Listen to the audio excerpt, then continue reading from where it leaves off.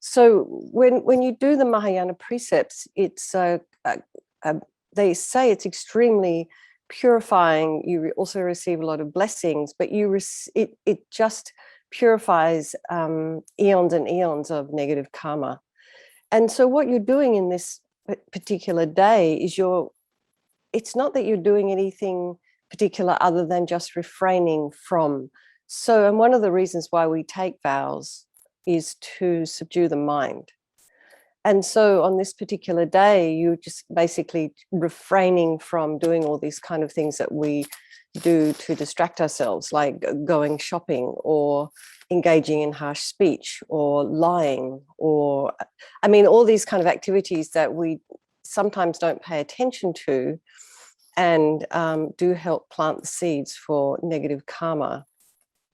We're just trying to be a little bit more aware, and we refrain from them. We get up before dawn, and so we'll start this practice sort of pre-dawn, and then it just consists of some of the morning prayers, which Venerable Robina will probably chant, and then after we've done that, we do a prayer, which is this quite maybe a few paragraphs long, and then you take 1 day vows, and you're just basically refraining from killing, refraining from lying, you're refraining from engaging in any kind of sexual contact. And this is just for 24 hours you do this. You don't eat after midday, and then I guess Venerable Robina will decide what after midday is going to be.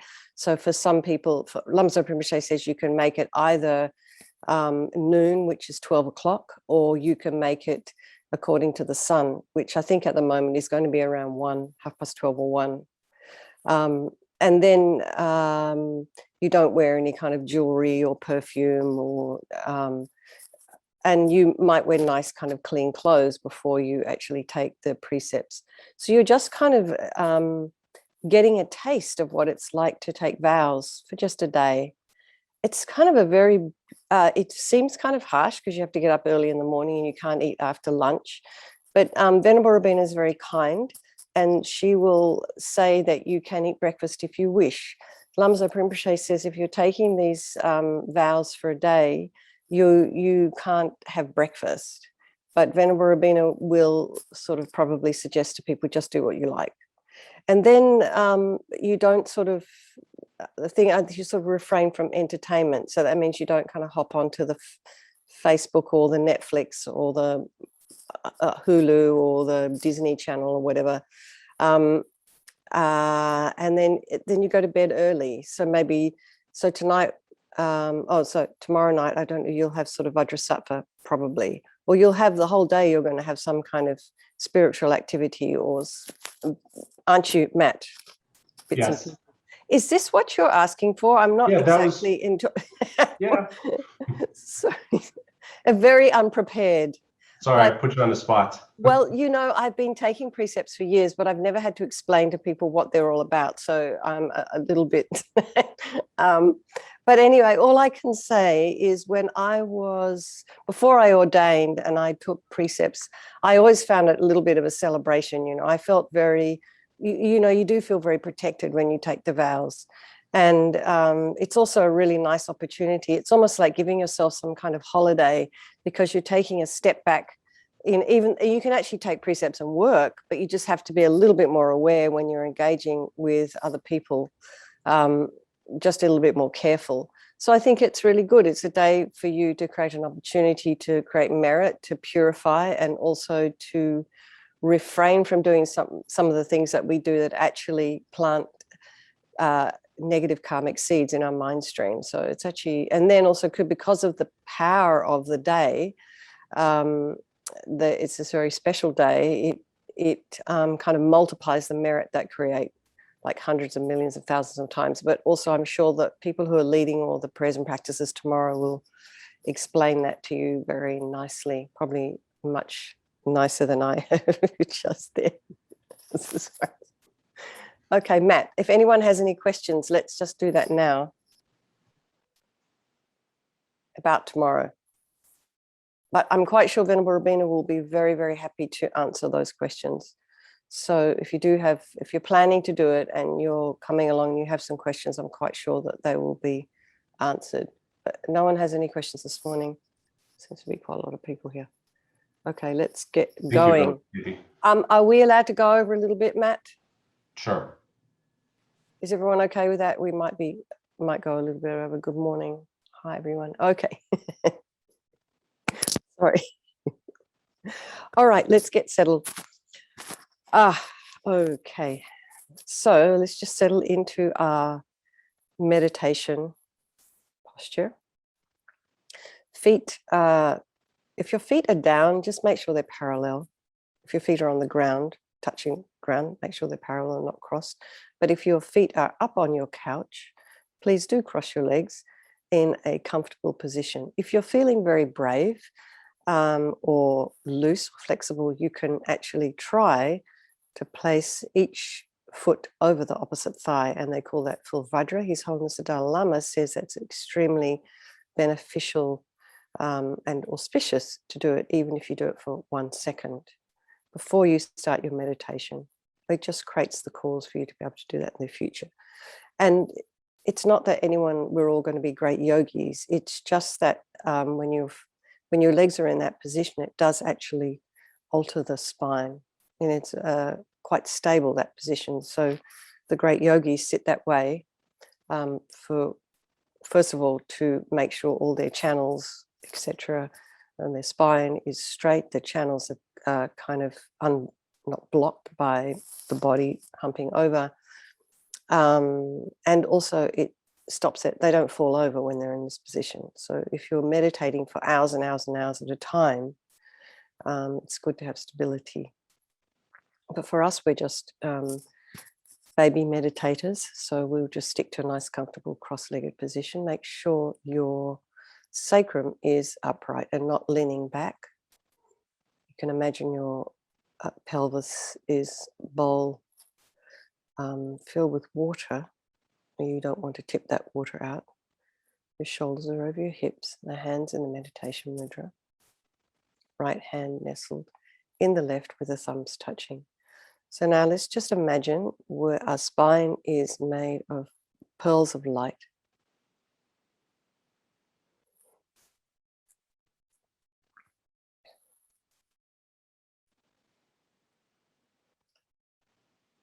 And it's a string of pearls of light stretching from your coccyx all the way up through the crown of your head.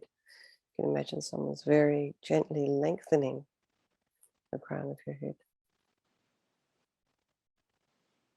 From the crown of your head, spine is lengthening. All the muscles in the back are releasing.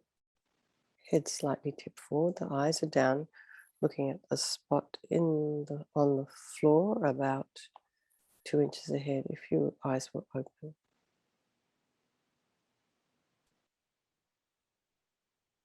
And the reason your head is, to make sure our heads are not tipped back, is because it creates agitation in the mind.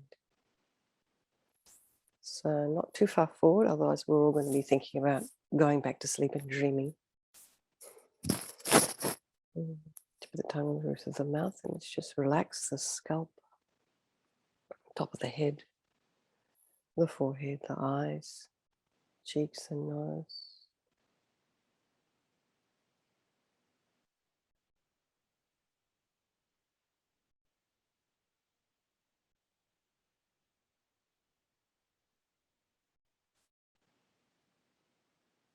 The ears, temples, back of the head.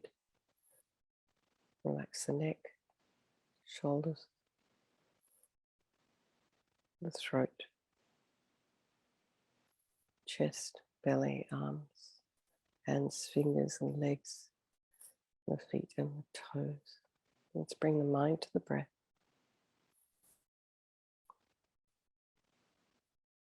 If you have any sound in your environment, external sound, and try not to have the mind run to it, to investigate. or run to it out of attraction, or try and push the sound away with aversion. Just allow the sound to be there, even if it's just a creaking of the wall, sound of a bird outside, a dog. And just bring the mind to the breath.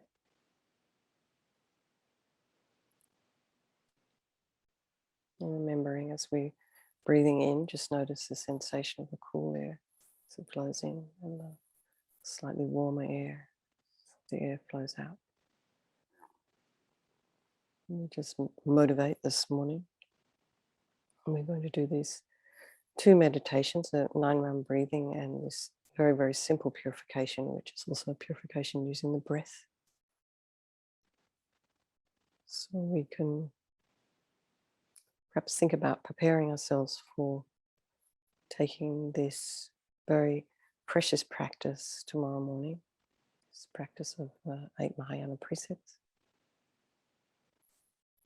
So just maybe tune our minds into that possibility.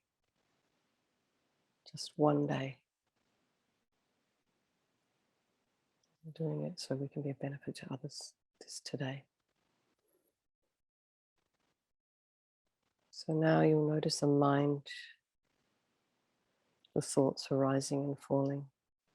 You may be thinking, oh, whether am I going to take these precepts or not, or maybe a bit scary. Just bring the mind to the breath. Just allow it to be there. Allow the thoughts to come and go.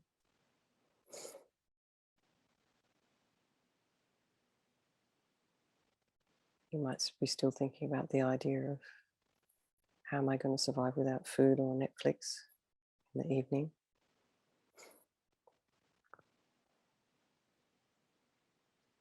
Just bring the mind back to the breath as we move into our 9-round breathing. And I just wanted to, if anyone could indicate whether they haven't done this before or if they're a bit confused about the 9-round breathing. Okay, so I'll lead the first round. We'll do 3 sets or 3 rounds.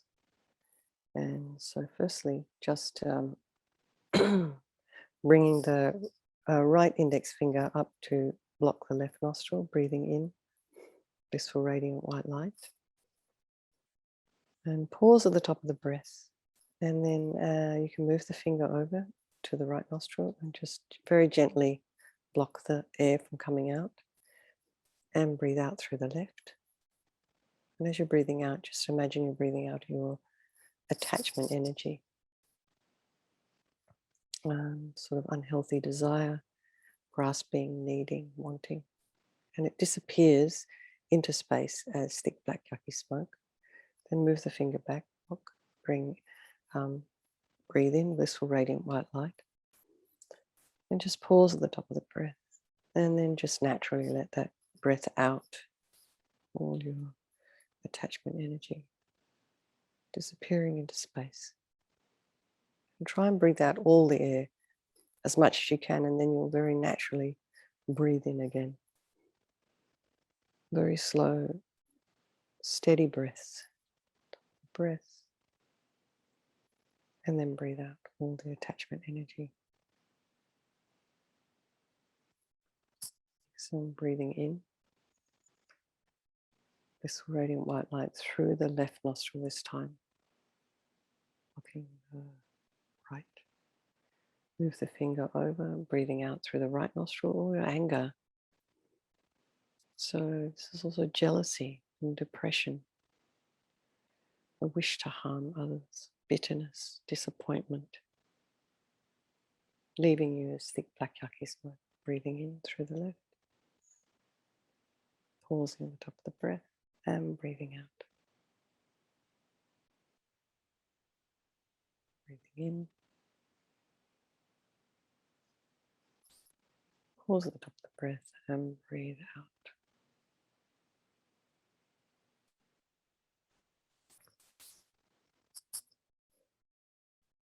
And then through both nostrils, blissful radiant white light. Pause at the top of the breath and just breathing out all our ignorance energy. This is in terms of Tibetan Buddhism, it's the ignorance of not understanding the way things are in terms of reality, as what Buddha called, and what we understand in the teachings on emptiness. So not really getting the way things are. We view the world according to the way our body is structured. It may not be the way things actually exist. Breathing in.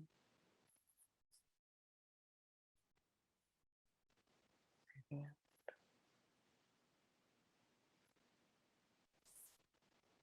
Breathing in. And breathing out. So the next 2 sets we'll do in our own time. So when we're breathing out of the right nostril, we're breathing out attachment. Sorry, beg your pardon. The left nostril, attachment. The right, anger. And both nostrils, ignorance.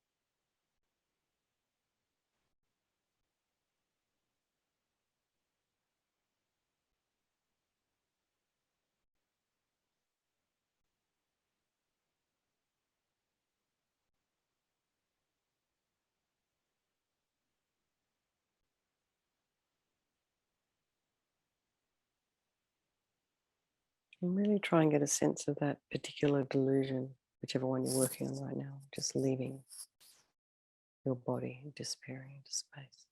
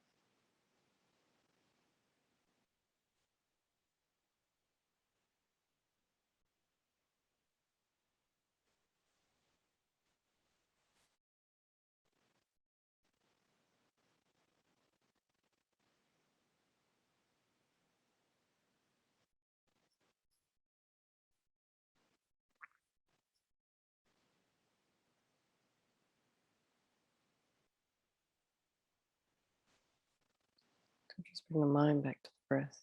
And let's just notice, how are you feeling? And just try and compare that to when we first started the meditation. Just notice if there's a change. This 9-round breathings can be a really helpful go-to if you've maybe just had an argument with someone, or you're feeling upset about something, received some news. It's a great thing to do before you act, just to settle the mind. And when the mind's very upset, it's really hard to sort of meditate, just sort of sit down and focus, because the mind's sort of running all over the place. You feel like you need to do something. So working very actively with the breath, as we do with this 9-round breathing, can really help.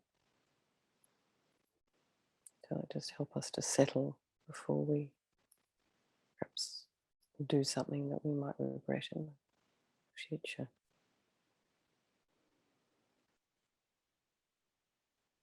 So now we'll do this very simple purification meditation.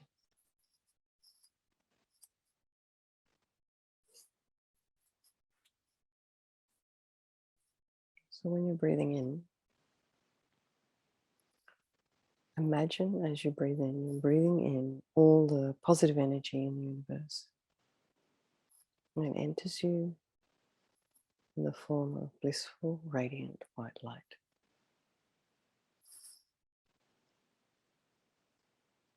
And imagine this light flowing into every part of your body,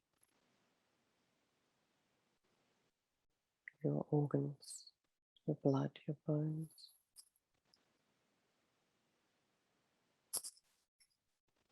your cell, your hair, your skin,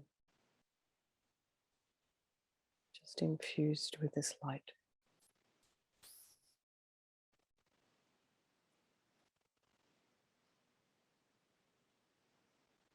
So every time you breathe in, just imagine this.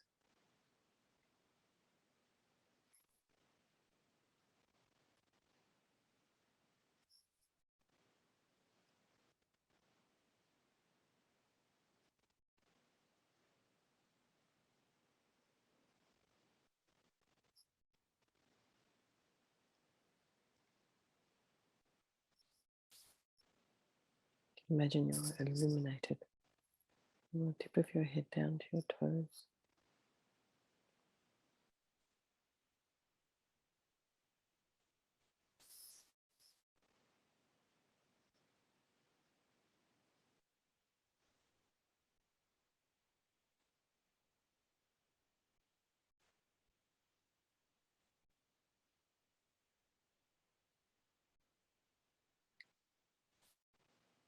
Now as you breathe out,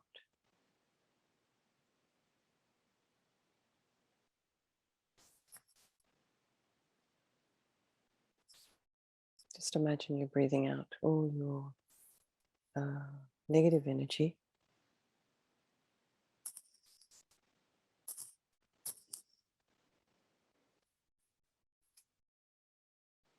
or your past mistakes,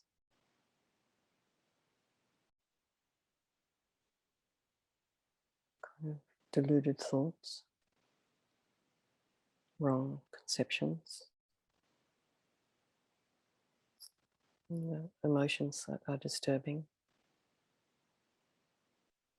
anxiety, anger, grasping, neediness.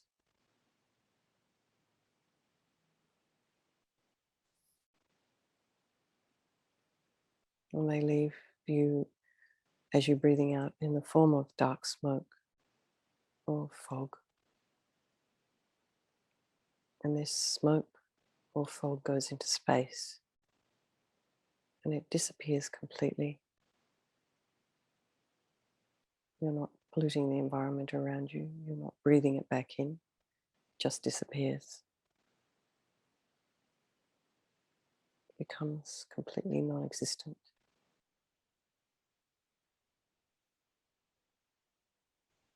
So would you just, we can do this for a few minutes.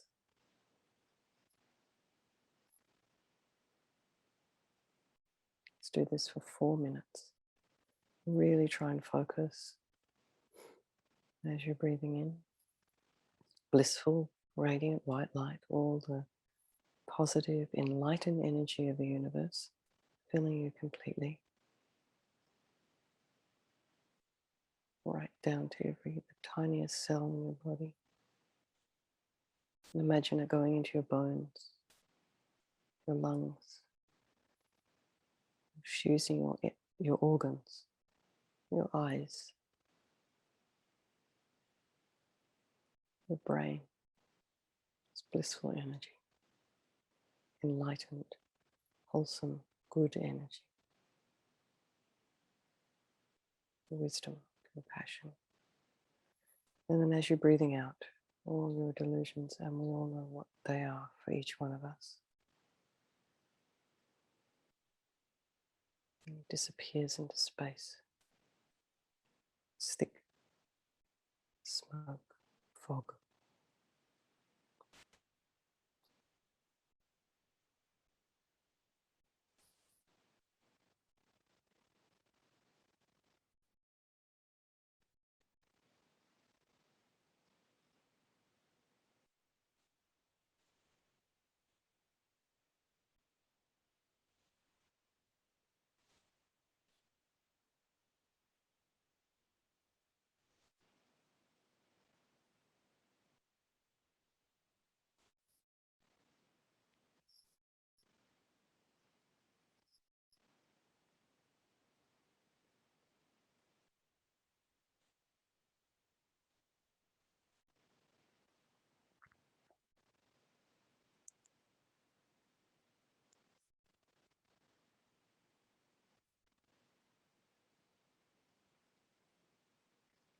Any distracting thoughts arise, you can just observe them without getting involved. You can also transform them, any obstacles that are arising or any thoughts that are arising, you can transform them into smoke. Breathe them out.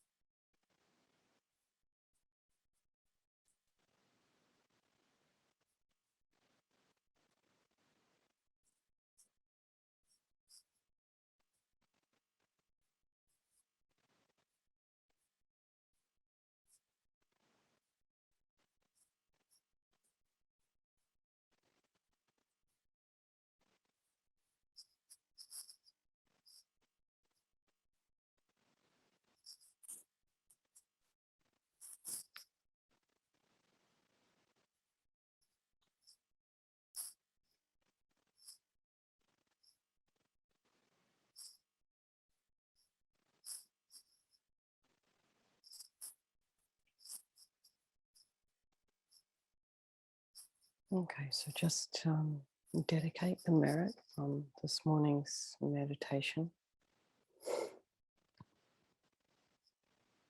You can just think of anyone that you know who may be not very well or suffering, unhappy.